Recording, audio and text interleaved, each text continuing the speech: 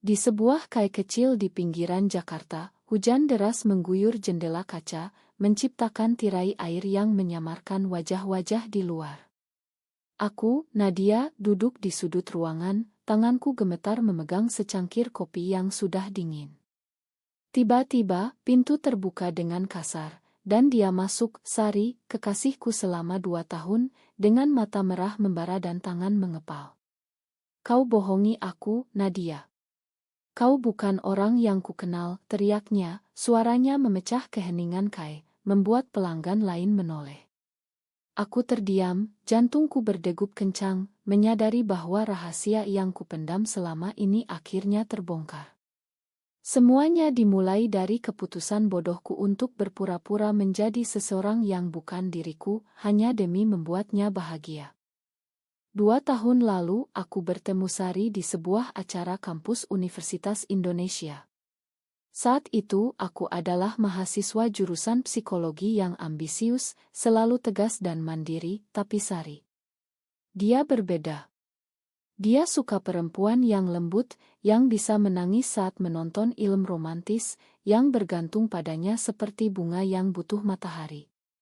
Aku tahu itu dari cerita-ceritanya tentang mantan pacarnya. Jadi, aku memutuskan untuk berubah. Aku belajar menahan amarahku, berpura-pura sensitif, bahkan menangis palsu saat dia bercerita tentang masalah keluarganya. Itu berhasil. Kami mulai berkencan, dan hubungan kami tampak sempurna di mata orang luar. Tapi di dalam, aku merasa seperti boneka yang dikendalikan. Keluargaku, orang tua konservatif di Bandung, tidak pernah tahu tentang orientasiku. Mereka selalu membayangkan aku menikah dengan pria baik-baik, memiliki anak, dan hidup normal seperti tetangga-tangga kami. Setiap kali pulang kampung, aku harus berpura-pura lagi, bercerita tentang teman pria ikti, menghindari pertanyaan tentang pacar. Sari juga punya beban serupa.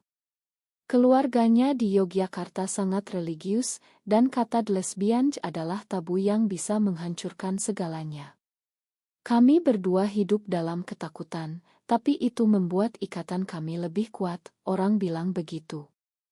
Namun, pura-pura itu mulai retak ketika aku bertemu dengan Rina, teman lama dari Sma. Rina adalah tipe perempuan seperti aku dulu, kuat, berani, dan tak takut menyuarakan pendapat.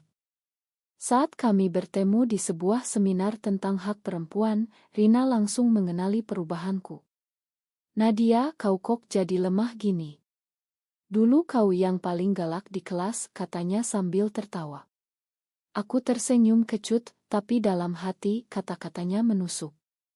Malam itu, setelah seminar, aku pulang ke apartemen kecilku di Kemang. Sari sudah menunggu dengan makan malam yang dia masak sendiri, nasi goreng spesial dengan telur mata sapi, auritku. Kami makan sambil bercerita tentang hari kami, tapi pikiranku melayang ke Rina. Kenapa kau diam aja, sayang, tanya Sari, tangannya menyentuh pipiku. Aku berpura-pura tersenyum. Gak apa-apa, capek aja. Tapi sebenarnya, aku mulai mempertanyakan semuanya. Mengapa aku harus berubah demi seseorang? Apakah cinta sejati harus dibangun atas kebohongan? Pertanyaan-pertanyaan itu mulai menggerogoti pikiranku, tapi aku menahannya. Aku tak mau kehilangan Sari.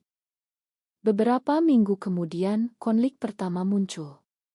Sari ingin kami pergi ke pesta ulang tahun temannya, tapi aku tahu di sana akan ada banyak orang yang mengenal aku dari masa lalu.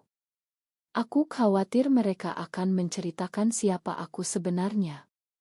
Kita nggak usah pergi deh, kataku lembut, seperti biasa. Tapi Sari memaksa. Kenapa? Kau kan suka pesta. Akhirnya aku setuju, tapi di pesta itu aku bertemu Rina lagi. Rina langsung mendekatiku, memelukku erat, dan mulai bercerita tentang kenangan lama. Sari melihat itu, matanya menyipit curiga. Siapa dia? Tanyanya saat kami pulang. Aku berbohong, bilang Rina hanya teman biasa. Tapi kebohongan itu meninggalkan rasa bersalah yang dalam.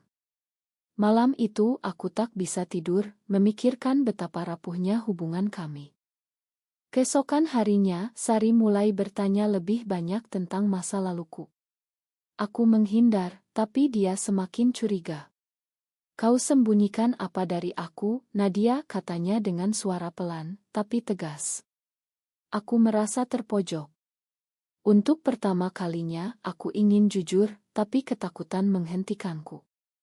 Apa yang akan terjadi jika dia tahu aku bukan perempuan lembut yang dia cintai? Apakah dia akan pergi? Pikiran itu membuatku semakin berpura-pura, tapi itu hanya memperburuk semuanya. Di kantor, pekerjaanku sebagai konselor remaja mulai terganggu. Aku harus mendengarkan masalah orang lain, tapi masalahku sendiri semakin menumpuk. Suatu hari, seorang klien remaja bercerita tentang bagaimana dia berpura-pura demi diterima keluarga. Kata-katanya seperti cermin bagiku. Kalau terus bohong, suatu saat kau akan kehilangan dirimu sendiri, katanya. Aku tersentak. Apakah itu yang sedang terjadi padaku? Konflik keluarga mulai ikut campur. Ibu menelepon, bertanya kapan aku pulang dan membawa pacar. Jangan lama-lama single, nak. Umurmu sudah 25, katanya. Aku tertawa paksa, tapi hati hancur. Sari mendengar itu, dan kami bertengkar. Kapan kita bisa jujur ke keluarga, tanyanya. Aku tak punya jawab. Di Indonesia, di mana agama dan tradisi begitu kuat, coming out bisa berarti pengucilan. Teman-teman kami yang sering bercerita tentang penolakan keluarga, bahkan kekerasan. Itu membuatku semakin takut. Tapi Sari ingin lebih, dia ingin kami hidup terbuka. Kita nggak bisa selamanya sembunyi, katanya. Aku setuju di mulut, tapi di hati aku ragu. Akhirnya, keputusan pertamaku yang salah datang. Aku memilih untuk bertemu Rina secara diam-diam, hanya untuk merasakan menjadi diriku lagi. Kami minum kopi di sebuah warung kecil di Blok M, bercerita tentang mimpi dan perjuangan. Rina bilang kau harus jadi diri sendiri, Nadia.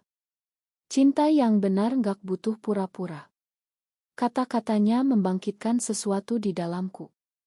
Tapi saat aku pulang, Sari sudah menunggu dengan ponselku di tangan. Dia melihat pesan dari Rina. Kau selingkuh, tuduhnya. Aku menyangkal, tapi kepercayaan retak. Itu adalah awal dari badai yang lebih besar.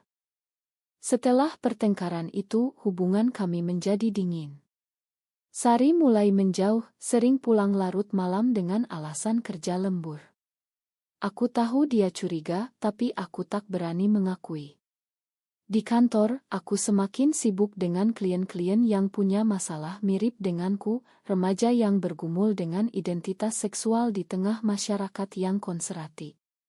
Suatu hari, seorang gadis bernama Lila datang, bercerita tentang bagaimana keluarganya memaksanya menikah untuk menyembuhkan orientasinya.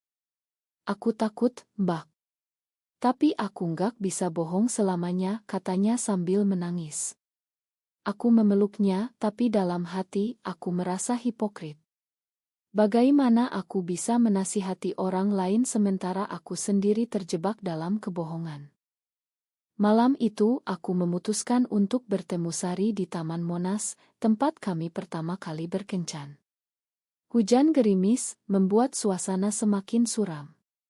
Kita harus bicara, kataku. Sari datang dengan wajah lelah. Apa lagi yang mau kau bohongi, tanyanya sinis. Aku menghela napas panjang, lalu mulai bercerita tentang siapa aku sebenarnya.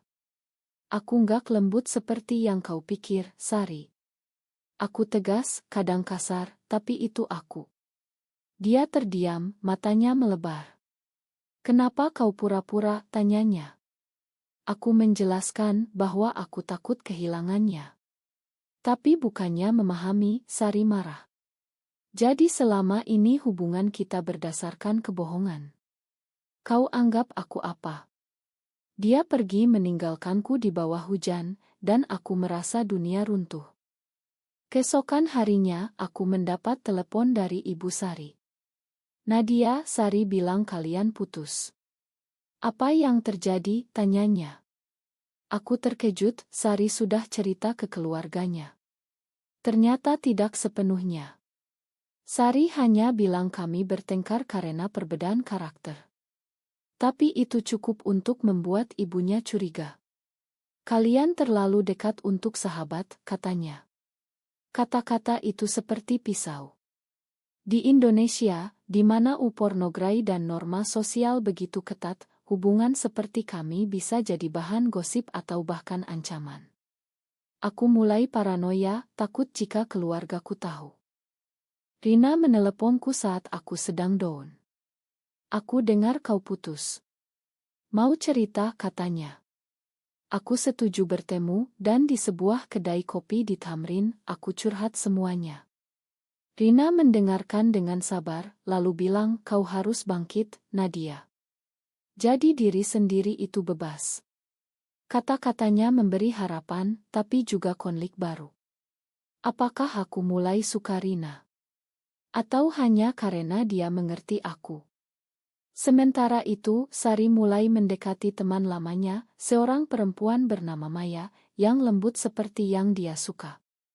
Aku melihat mereka di media sosial, dan hati hancur. Apakah ini balasan? Konflik keluarga memuncak ketika ayahku datang ke Jakarta tanpa pemberitahuan. "Aku dengar kau punya masalah dengan temanmu," katanya. Ternyata Sari menelepon keluargaku berpura-pura sebagai sahabat yang khawatir. "Dia bilang kau berubah, Nak." Aku marah, tapi juga takut. Aku harus berbohong lagi, bilang itu hanya salah paham. Tapi ayah memaksa aku pulang ke Bandung untuk istirahat. Di sana aku bertemu saudara-saudaraku yang mulai bertanya tentang kehidupanku. "Kapan nikah?" tanya kakakku. Aku tersenyum palsu, tapi dalam hati aku ingin berteriak.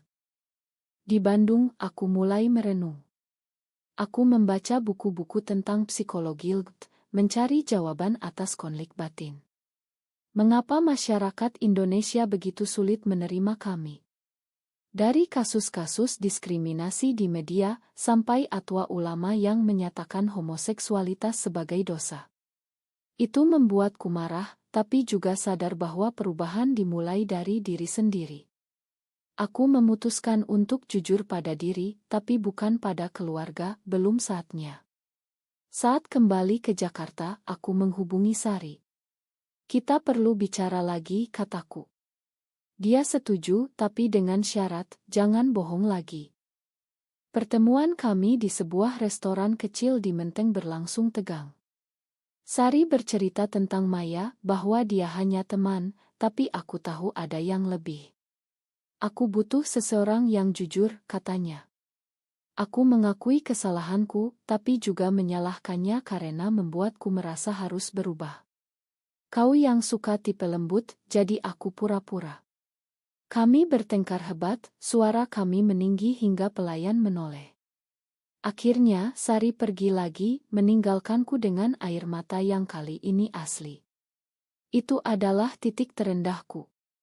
Aku mulai minum lebih sering, menghindari pekerjaan, sampai bosku memperingatkan.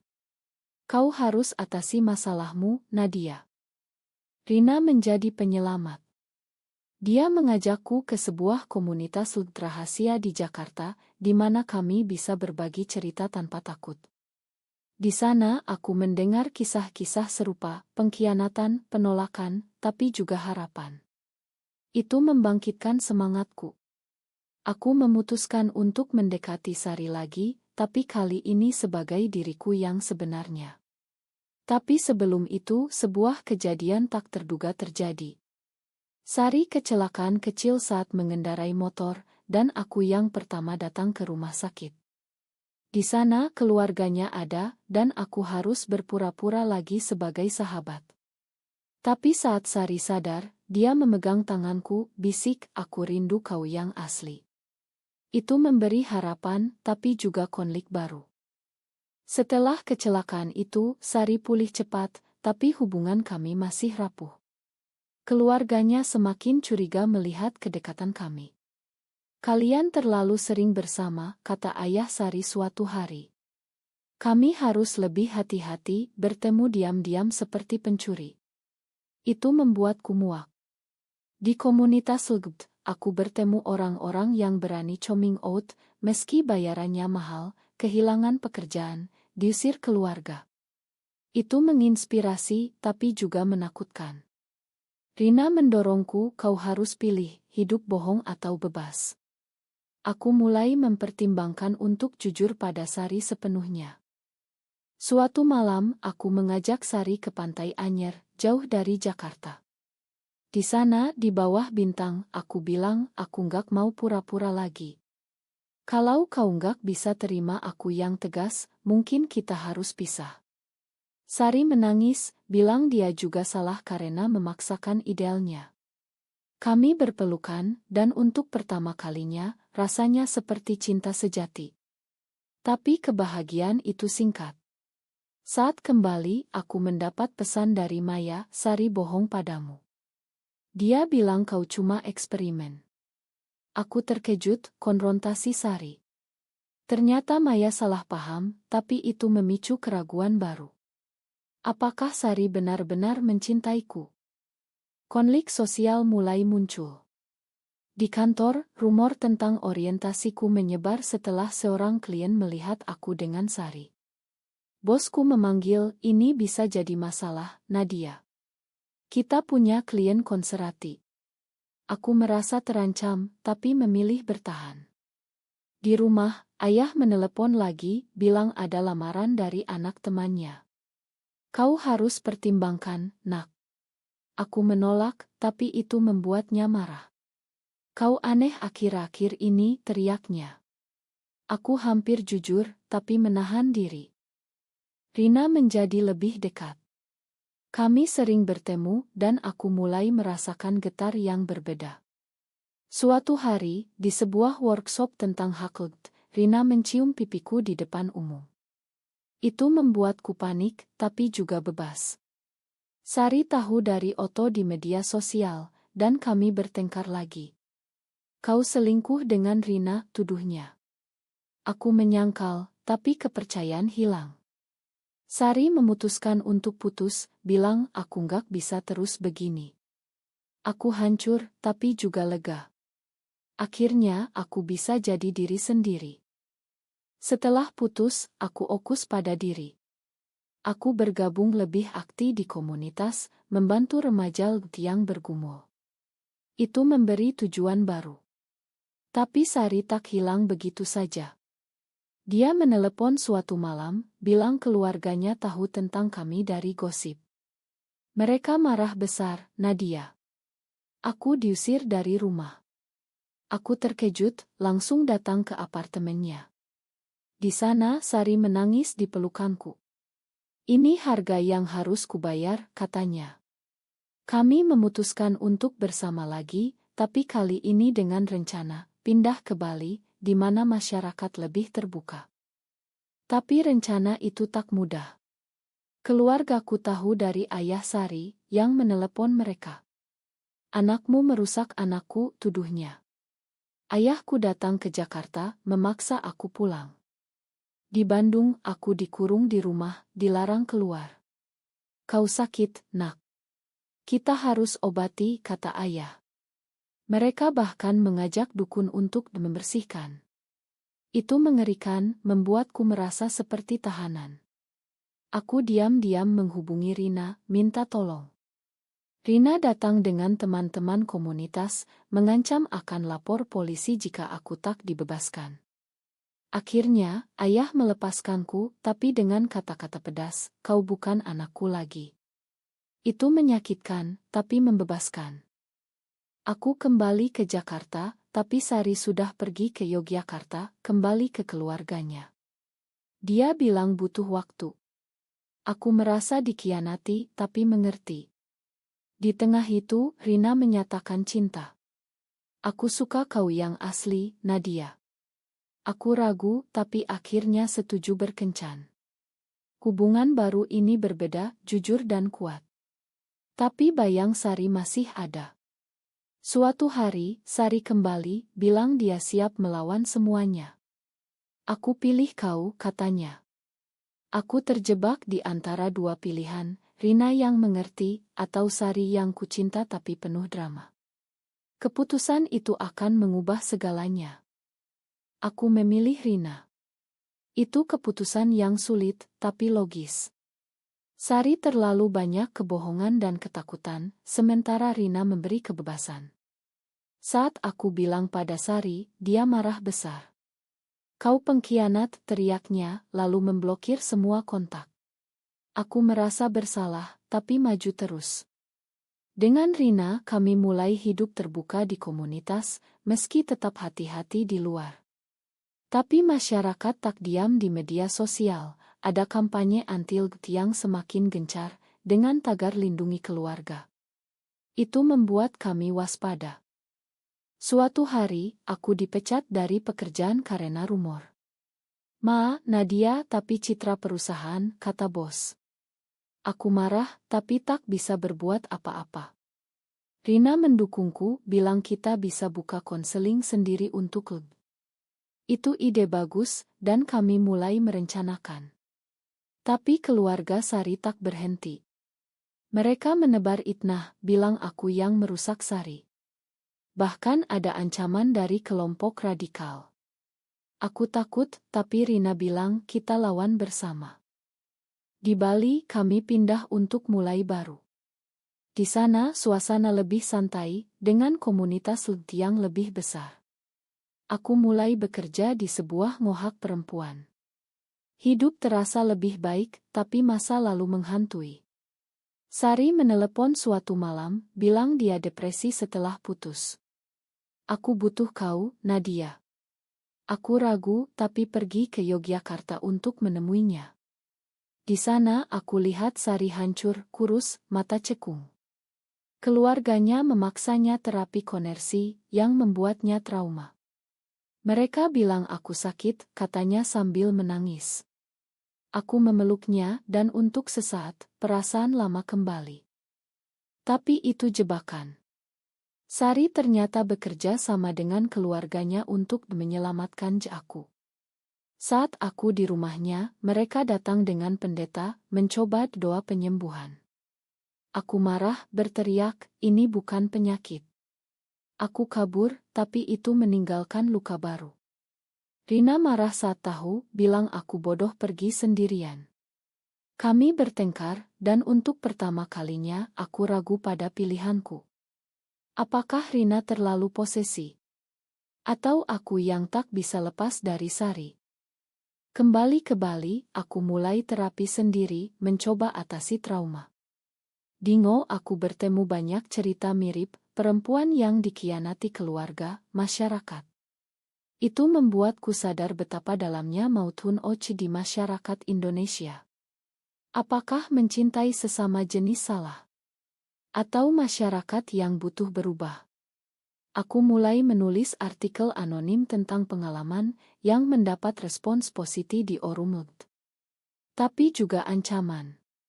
Suatu hari, apartemen kami didatangi orang tak dikenal, memperingatkan untuk berhenti. Kami takut, tapi tak mundur. Sari muncul lagi, kali ini sendirian di Bali. Aku lepas dari keluarga, katanya. Ternyata dia kabur setelah insiden itu, sadar kesalahannya. Maafkan aku, Nadia. Aku salah. Aku terharu, tapi tak bisa kembali. Aku dengan Rina sekarang. Sari menangis, lalu pergi. Tapi sebelum itu, dia bilang aku akan lawan sendiri. Itu membuatku bangga, tapi juga sedih.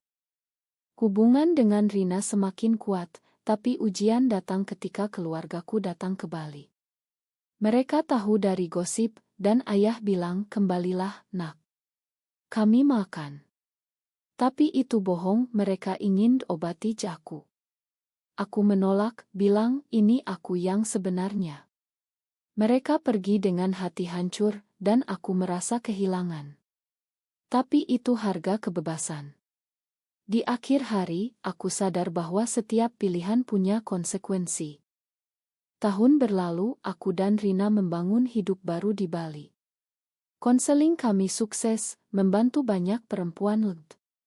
Tapi Sari tak pernah hilang dari pikiran. Aku dengar dia menjadi aktivis di Yogyakarta, melawan diskriminasi.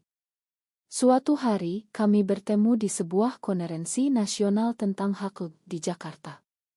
Sari tampak berbeda, lebih kuat, lebih mandiri. "Selamat, Nadia. Kau bahagia sekarang," katanya dengan senyum tulus. Aku mengangguk, tapi ada rasa penyesalan. Apakah aku salah memilih? Di konferensi itu kami berdiskusi tentang mutu masyarakat. Sari bercerita pengalamannya, diusir keluarga, tapi akhirnya diterima kembali setelah perjuangan panjang. "Harga yang mahal, tapi worth it," katanya. Aku berbagi ceritaku tentang pura-pura dan pengkhianatan. Itu membuat kami lebih dekat sebagai teman. Tapi Rina cemburu, bilang Sari ancaman. Kami bertengkar lagi, dan kali ini serius. "Pilih aku atau masa lalumu," katanya. Aku memilih Rina, tapi retak mulai muncul. Konflik terakhir datang ketika undang-undang anti-LGBTQ diusulkan di BR. Kami semua berjuang, demo di jalanan. Di sana aku bertemu Sari lagi, berjuang berdampingan. Saat polisi menyerbu, Sari melindungiku, terluka. Di rumah sakit, dia bilang, "Aku masih cinta kau, Nadia." Itu membuatku goyah. Rina tahu, dan kami putus. "Aku nggak bisa bersaing dengan hantu," katanya. Aku sendirian lagi, tapi kali ini lebih kuat.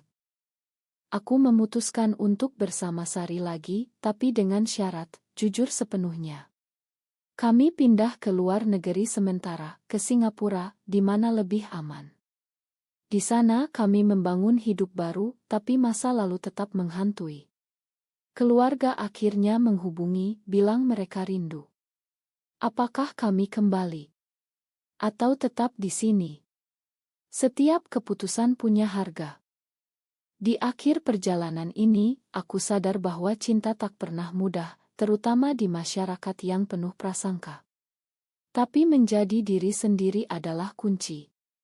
Apakah berpura-pura demi cinta itu benar, atau justru pengkhianatan terbesar pada diri sendiri?